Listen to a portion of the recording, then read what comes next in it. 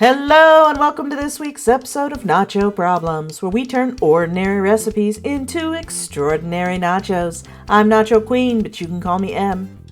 This week's recipe comes from a friend of Youngson's who we'll call Lewis Hamilton due to his wicked racing skills.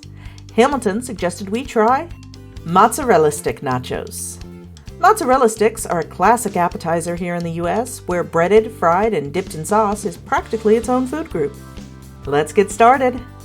Step 1. The chips.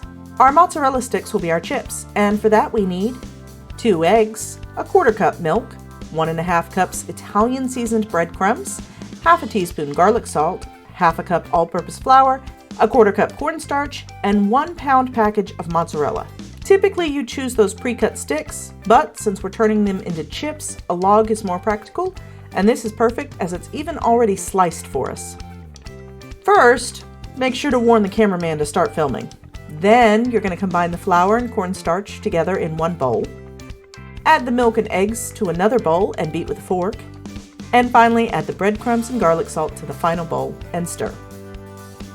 Now we're going to coat each of the mozzarella rounds, first in flour, then into the milk and egg. Now coat each one in breadcrumbs.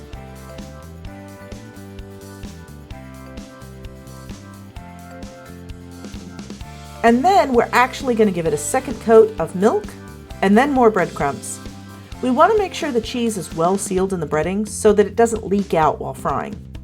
Okay, let's just repeat that a dozen more times. Then we need to place these into the freezer for about 30 minutes before we fry them. Again, this should help keep the cheese from melting out.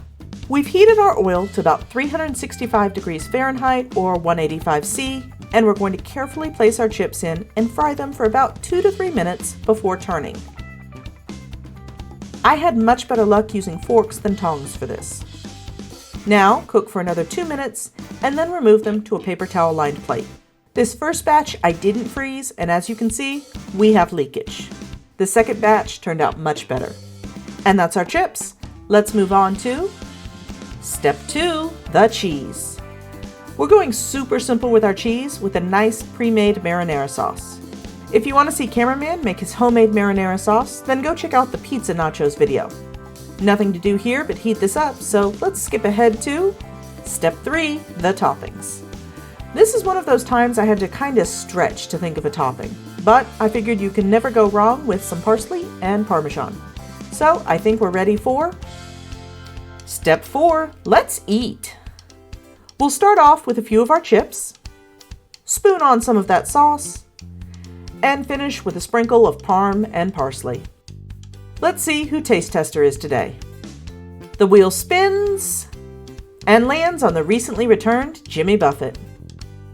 Guys, Jimmy's not a big fan of cheese, but he loved these. My only complaint is that since cameraman usually makes our sauce, I've forgotten just how sweet commercial pasta sauce generally is.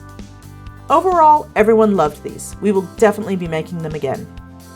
Well, that's all for this week. I hope you enjoyed it. If so, give it a like and please consider subscribing if you want to see more nacho videos. If you have an idea for a future video, you can leave a comment below or tag me on the site previously known as Twitter. I'm at NachoProblemsYT.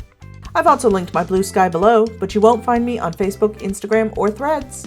If you're looking to steal my apron, well, that's nacho merch, but you can get your own at a link in the description. Now, we've had so much rain this last week that some old guy came by the house looking for 2 of every animal. But I hope that's not your problem. Thanks for watching, and I'll see you soon.